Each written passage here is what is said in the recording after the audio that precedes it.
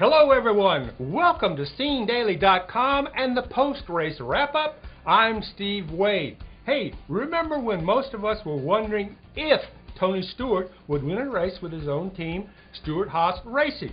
And remember when he and teammate Ryan Newman started to perform well, we no longer wondered if Stewart would win a race, but the question was when?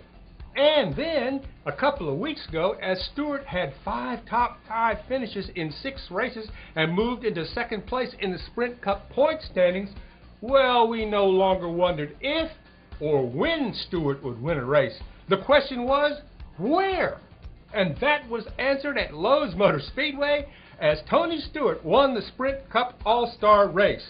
Now, he became the first driver and owner to win that race since 1994, and it was his first victory of the season. Never mind the fact that the race was a special non-points event, and he won in style.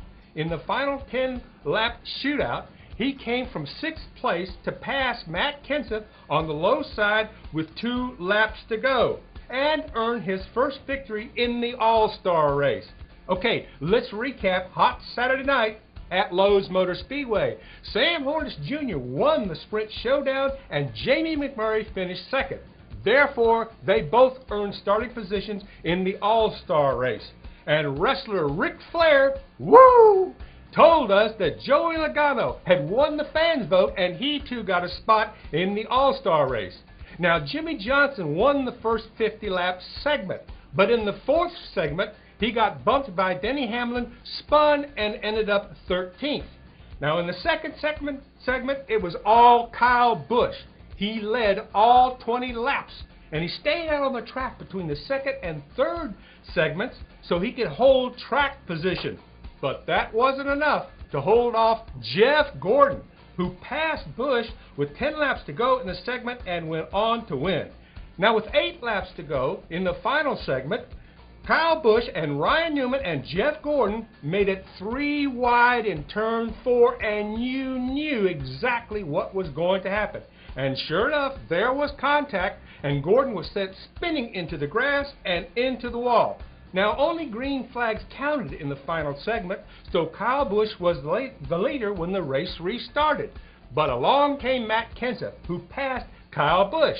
And then, with 2 laps to go, Matt Kenseth left too much room down at the bottom of the track, and Tony Stewart took advantage of it. He went on to win the Sprint Cup All-Star Race. He was really excited about it, and a very happy guy, as you might imagine. Man, I was just so excited. I wanted to get back to him right away. I mean, there's guys in this team that haven't been to victory lane before, and that was something I was really looking forward to, was getting there and congratulating Gene on his first win, and these guys that have been with the organization and haven't been in victory lane yet, to see those guys get their first win and be a part of it with them was what I was really looking for. But I don't know if he knew about it, but I heard and caught wind of it when they stopped us in turn 2 when I was taking my gear off, but I had made up my mind I wasn't doing it. You know, Matt Kenseth did all he could to hold off Tony Stewart, and it seems if he had been able to hold the bottom line of the track, he might have been able to do so. But things happened that Kenseth did not anticipate, and as a result, he left room for Stewart to get past him. Kenseth talked about how close it was and how it could have been.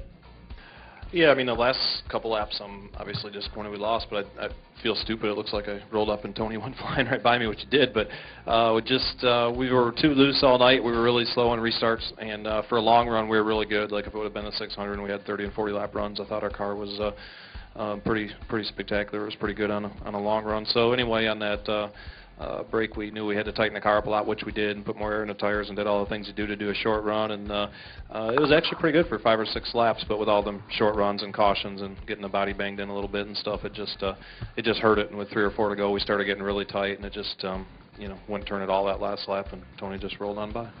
Okay, that's about it for the Sprint Cup All-Star Race here at the post-race wrap-up. Next up, the Coca-Cola 600, the longest race on the circuit. Be sure to join us here at SceneDaily.com, and thanks for being here at the post-race wrap-up.